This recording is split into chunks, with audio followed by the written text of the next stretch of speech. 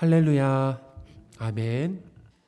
예수님은 이 제자들에게 내가 세상을 이겼으니 세상에서 환난을 당할 때 담대하며 예수님 안에서 평안하라 라고 말씀하셨습니다.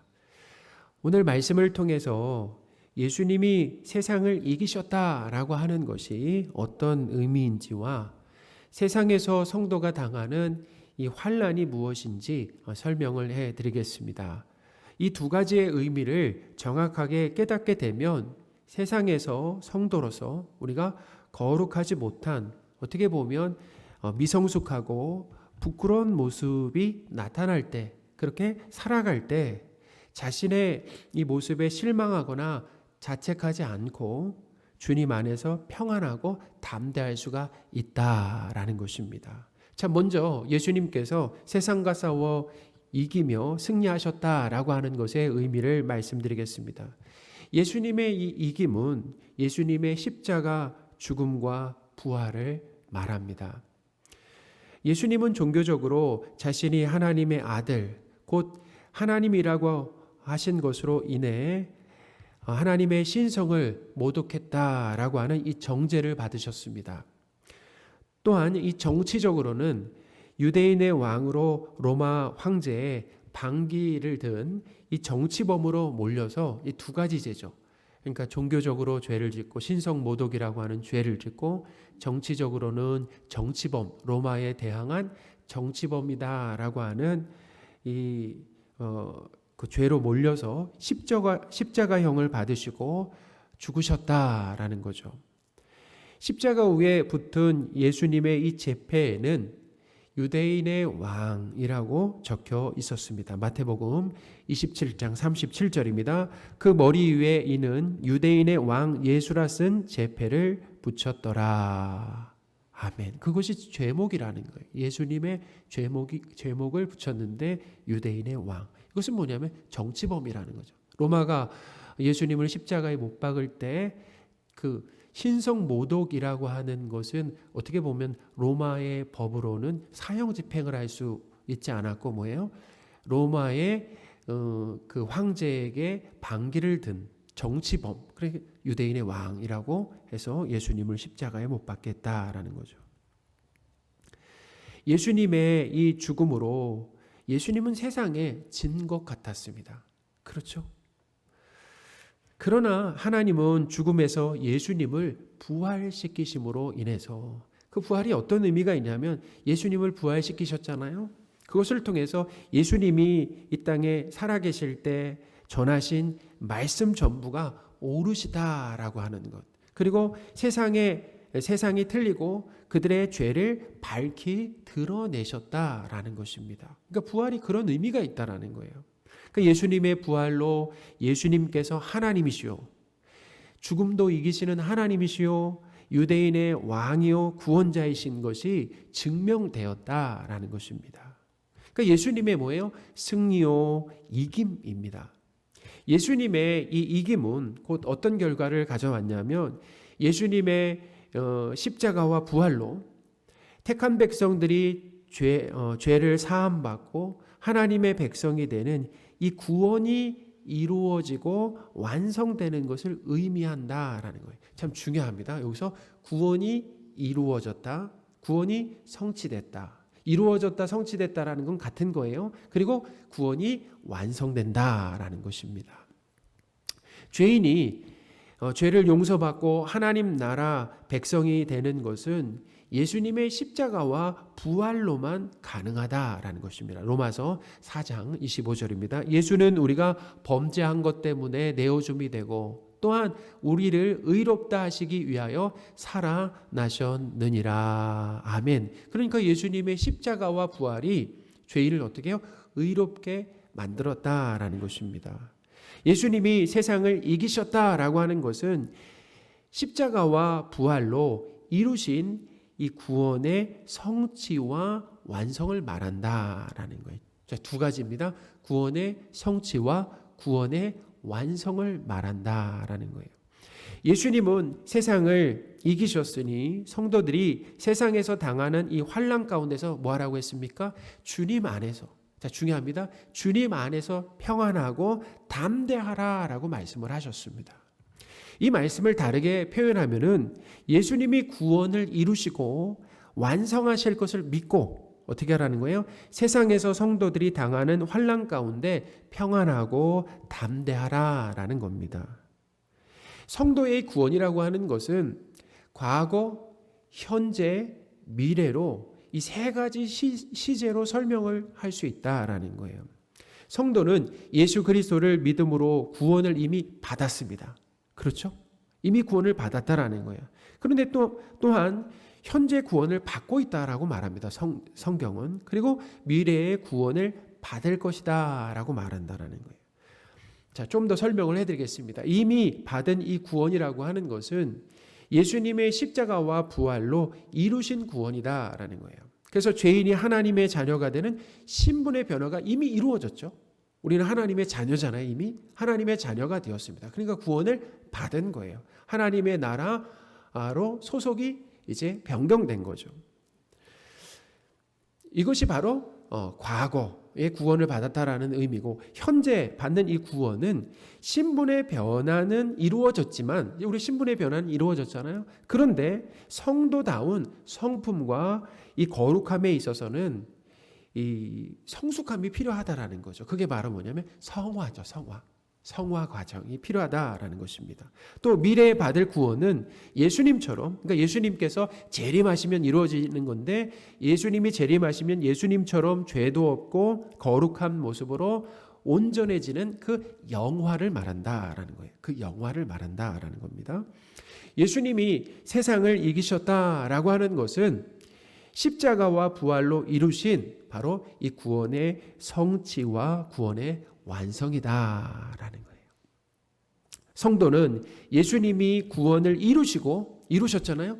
그렇죠? 구원을 이루셨어요. 그래서 우리가 하나님의 자녀가 되었어요. 그리고 지금 하나님의 자녀다운 모습으로 우리가 성화되어 가고 있고, 그리고 예수 그리스도께서 재림하시면 우리의 구원이 어떻게 되는 겁니까? 완성된다라는 것을 믿으시기 바랍니다.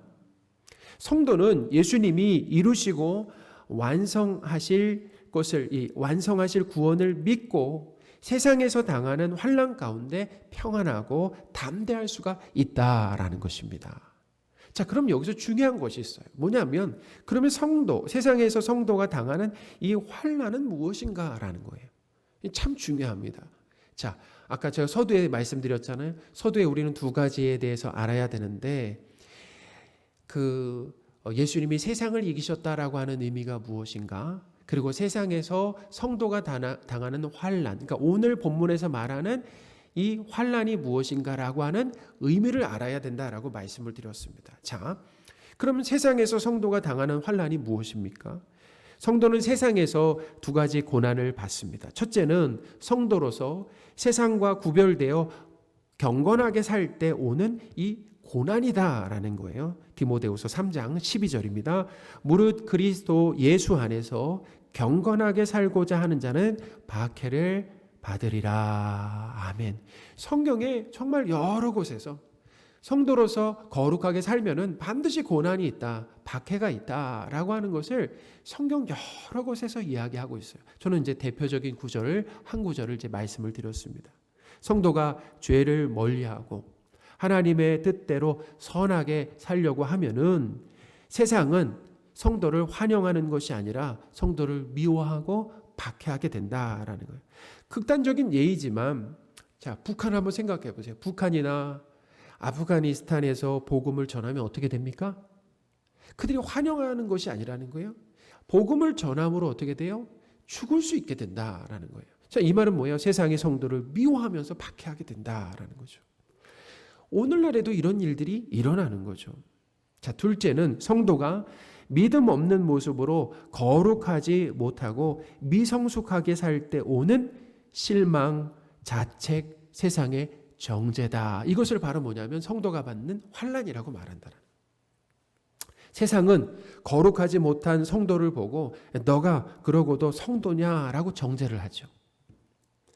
오늘 본문에서 제자들이 세상에서 당하는 이 환난이라고 하는 것은 바로 성도들의 이 미성숙함으로 인한 그 실망, 자책, 정죄다라는 것입니다. 예수님은 이 성도에게 그런 미숙함이 있을지라도, 그런 거룩한 모습이 나타날지라도 세상을 이기시며 구원을 이루신 예수님을 믿으며 담대하고 용기를 내라라고 말씀하셨습니다. 할렐루야. 이게 복음이죠. 제자들은 예수님에 대한 믿음이 있었습니다. 지금 예수님 앞에 있는 이 제자들은 예수님에 대한 믿음이 있었어요. 분명히 있었습니다. 그런데 곧 어떤 일이 벌어지냐면, 곧 어떤 일이 벌어진다고 얘기하셨습니까? 예수님이 오늘 본문에서 말씀하셨죠. 곧 예수님이 이 겟세마네 동산에서 군병들에게 끌려가실 때 제자들이 예수님을 버리고 도망가는 그런 연약한 모습을 보일 거다라고 말씀하셨어요.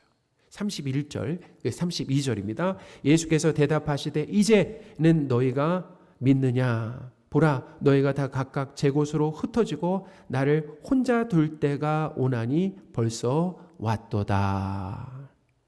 제자들이 당한 이 환난이라고 하는 것은 이 제자들의 그 미성숙함으로 인한 그 실망이라는, 자신에 대한 실망일 수 있습니다. 아니면 자책일 수 있어요.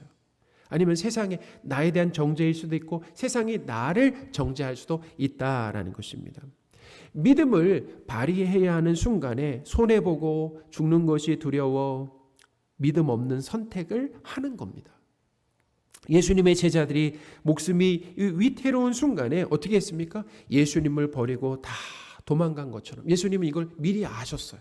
지금 그리고 미리 아셔서 말씀하시는 거 아니겠습니까? 너희들이 믿음이 있다라고 하지만 어떻게 해요? 참 미성숙한 모습을, 거룩하지 못한 모습을 보일 것이다. 그러니까 예수님을 다 버리고 도망간 것처럼 우리도 세상에서 살아갈 때 손해와 또 사람들의 이목이 두려워서 또 욕심과 이기심에 붙들려 가지고 믿음 없는 선택을 하게 될 때가 있다라는 것입니다. 자, 그럴 때가 있습니까? 없습니까? 있다라는 거예요. 성도로서 나는 왜 아직 이 모양인가? 이렇게 형편없는가라고 하는 상황을 자주 겪게 된다라는 거죠. 자, 이번 우리가 추설 명절을 이렇게 지내왔는데 이번 추석 명절을 돌아봐도 친지를 쉽게 판단하고 정죄하고 이해하지 못하고 화를 참지 못하고 이기적이고 인색한 그런 모습이 드러났잖아요. 그 저의 모습입니다. 그런 모습이 드러났다라는 거예요. 성도다운 모습이 드러나지 않고 거룩하지 못한 세상 사람들과 어떻게 보면 비슷한 그런 모습들이 우리에게 드러났다라는 것입니다. 자, 여러분은 어떠셨어요? 오늘 말씀은 성도로서 거룩하지 못하고 미성숙한 모습이 나타날 때도 주님 안에서 평안하고 담대하라라고 가르치고 있다는 것입니다. 할렐루야. 그러니까 복음이죠.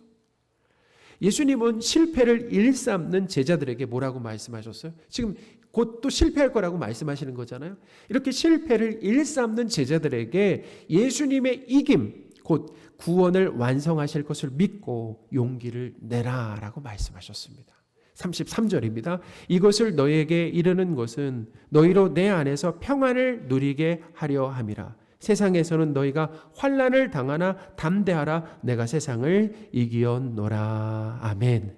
사랑하는 여러분, 성도인 우리에게 미성숙한 모습이 나타날지라도 세상을 이기시며 구원을 이루시고 결국에는 완성하실 예수님을 믿으며 담대하고 평안하시기 바랍니다.